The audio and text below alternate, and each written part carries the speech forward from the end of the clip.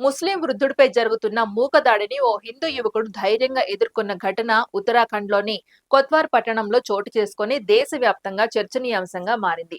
వకీల్ అహ్మద్ అనే 70 ఏళ్ల వృద్ధుడు గత 30 ఏళ్లుగా బాబా స్కూల్ డ్రెస్ పేరుతో చిన్న దుకాణం నడుపుకుంటూ జీవనం సాగిస్తుండగా, కొందరు వ్యక్తులు బాబా అనే పదం హిందువులదని, ముస్లింవైన నువ్వు ఈ పేరు పెట్టుకోవద్దని బెదిరిస్తూ బోర్డు తీయాలని అరవడంతో పరిస్థితి ఉద్రిక్తంగా మారింది.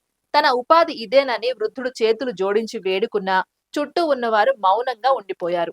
అప్పుడు అక్కడే జిమ్ నడుపుతున్న దీపక్ ముందుకు వచ్చి శాంతియుతంగా మాట్లాడి సమస్య పరిష్కరించేందుకు ప్రయత్నించగా, హిందువై ఉండి ముస్లింకే మద్దతు ఇస్తావా అంటూ అతడిపై మూక దాడికి యత్నించింది. దానికి దీపక్ నా పేరు మహ్మద్ దీపక్, ఏదైనా ఉంటే నాతో గొడవపడండి అంటూ గట్టిగా ఎదురు తిరిగాడు.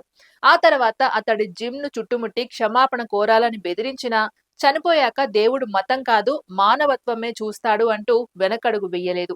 దీపక్ కు వందలాది మంది మద్దతుగా నిలవడంతో పోలీసులు జోక్యం చేసుకొని మూకపై కేసులు నమోదు చేశారు.